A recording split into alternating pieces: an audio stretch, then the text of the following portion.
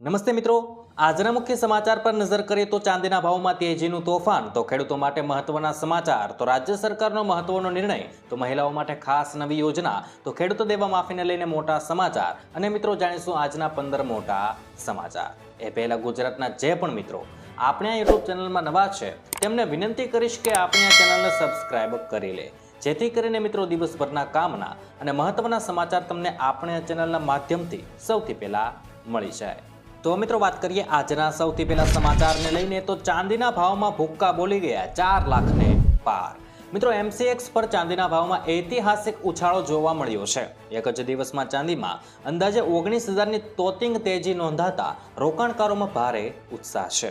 મિત્રો આ ઉછાળા સાથે MCX પર ચાંદી 4,07,454ના ઓલ ટાઈમ હાઈ રેકોર્ડ સ્તરે પહોંચી ગઈ છે.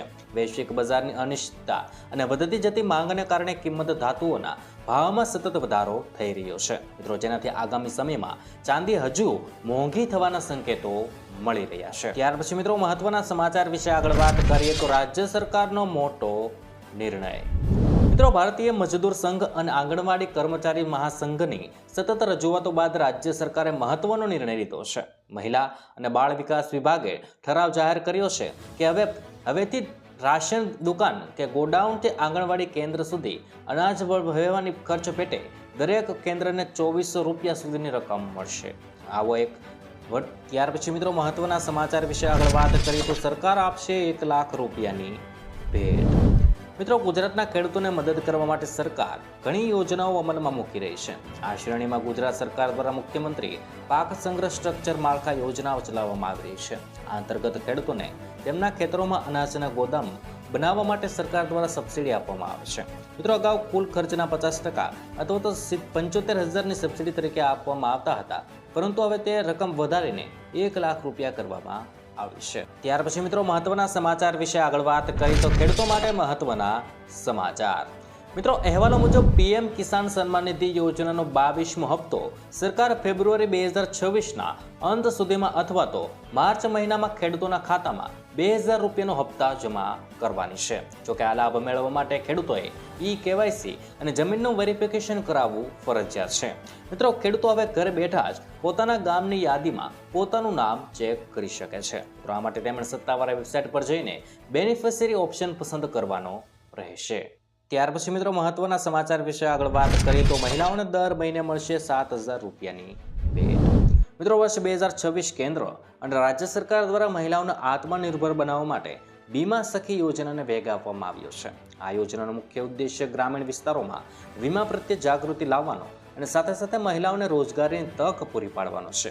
મિત્રો આ યોજના અંતર્ગત પસંદ થયેલી મહિલાઓમાં વીમા સખી તરીકે ઓળખવામાં આવશે, જેમને સરકાર તરફથી દર મહિને 7,000 સુધીનું માનદ વેતન અને વધારાનું કમિશન પણ આપવામાં આવશે. આ યોજનાનો મુખ્ય હેતુ એ છે કે દરેક ગરીબ પરિવાર અને વધારાનું મધ્યમ વર્ગના પરિવાર સુધી સરકારી વીમા યોજનાઓ જેવી કે PM સુરક્ષા વીમા યોજના અને જીવન જ્યોત વીમા યોજના પહોંચે. વીમા સખી તરીકે પસંદ થયેલી મહિલાઓએ પોતાના ગામ કે વિસ્તારમાં જઈને લોકોને વીમાના ફાયદા સમજાવવાના રહેશે અને તેમના ફોર્મ ભરવામાં મદદ કરવાની રહેશે. મિત્રો આ કામગીરી માટે સરકાર તમને નિશ્ચિત વેતન આપશે અને જેનાથી મહિલાઓ આર્થિક રીતે સશક્ત બનશે અને સમાજમાં તેની ભાગીદારી વધવાની છે. ત્યાર પછી મિત્રો મહત્વના સમાચાર વિશે આગળ વાત કરીએ તો ખાદ્ય તેલોમાં સતત સળગતા ભાવ.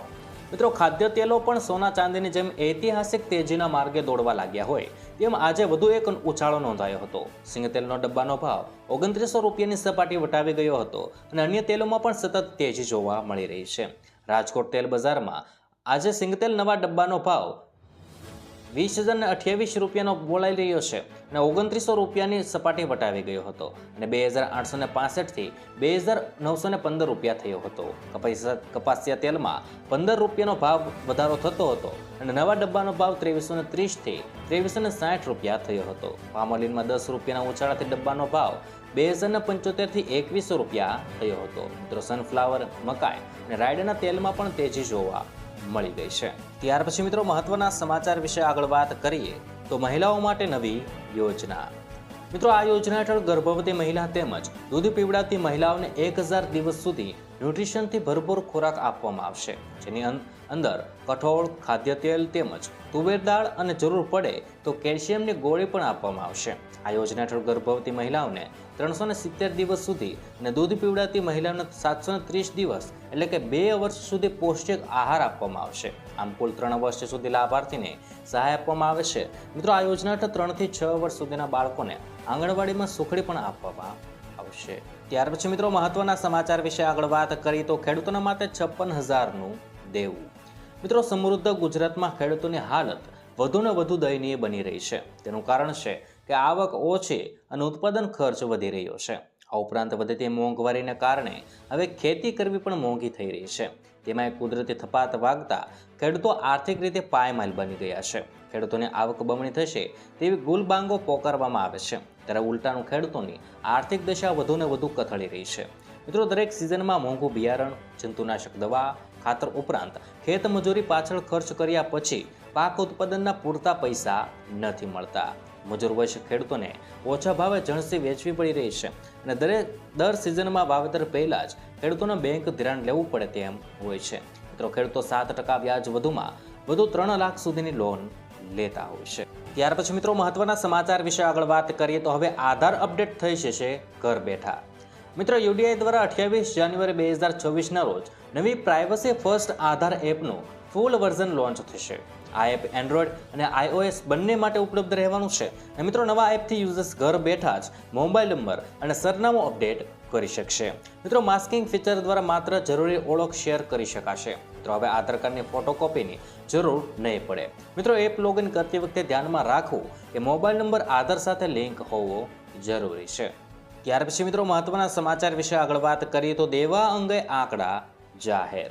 મિત્રો, ગુજરાતના ખેડૂતો પર સહકારી, ક્ષેત્રીય ગ્રામીણ બેંક અને કોમર્શિયલ બેંક સહિતનું કુલ 1.54 લાખ કરોડનું જેટલું દેવું છે. ત્રણેય પ્રકારની બેંકમાં કુલ 55.77 લાખ જેટલા ખાતામાં ખેડૂતોએ આ ધિરાણ અપાયેલું છે. અનેક રાજ્યના ખેડૂતો ઉપર ગુજરાત કરતાં દેવાનું ભારણ ઓછું હોવાનું આંકડા દર્શાવી રહ્યા છે. લોકસભામાં 3 ફેબ્રુઆરીએ નાણાં મંત્રાલય દ્વારા એક સવાલના જવાબમાં ગુજરાત સહિત વિવિધ રાજ્યોમાં ખેડૂતો પરની દેવાની માહિતી આપવામાં આવી હતી. ત્યાર પછી મિત્રો મહત્વના સમાચાર વિશે આગળ વાત કરીએ તો મહિલાઓને દર મહિને મળશે 7,000 રૂપિયાની ભેટ. મિત્રો, વર્ષ 2026 કેન્દ્ર અને રાજ્ય સરકાર દ્વારા મહિલાઓને આત્મનિર્ભર બનાવવા માટે વીમા સખી યોજનાને વેગ આપવામાં આવ્યો છે. આ યોજનાનો મુખ્ય ઉદ્દેશ્ય ગ્રામીણ વિસ્તારોમાં વીમા પ્રત્યે જાગૃતિ લાવવાનો અને સાથે સાથે મહિલાઓને રોજગારીની તક પૂરી પાડવાનો છે. મિત્રો, આ યોજના અંતર્ગત પસંદ થયેલી મહિલાઓમાં વીમા સખી તરીકે ઓળખવામાં આવશે, જેમને સરકાર તરફથી દર મહિને 7,000 સુધીનું માનદ વેતન અને વધારાનું કમિશન પણ આપવામાં આવશે. આ યોજનાનો મુખ્ય હેતુ એ છે કે દરેક ગરીબ પરિવાર અને વધારાનું મધ્યમ વર્ગના પરિવાર સુધી સરકારી વીમા યોજનાઓ જેવી કે PM સુરક્ષા વીમા યોજના અને જીવન જ્યોત વીમા યોજના પહોંચે. વીમા સખી તરીકે પસંદ થયેલી મહિલાઓએ પોતાના ગામ કે વિસ્તારમાં જઈને લોકોને વીમાના ફાયદા સમજાવવાના રહેશે અને તેમના ફોર્મ ભરવામાં મદદ કરવાની રહેશે. મિત્રો, આ કામગીરી માટે સરકાર તમને નિશ્ચિત વેતન આપશે અને જેનાથી મહિલાઓ આર્થિક રીતે સશક્ત બનશે અને સમાજમાં તેની ભાગીદારી વધવાની છે.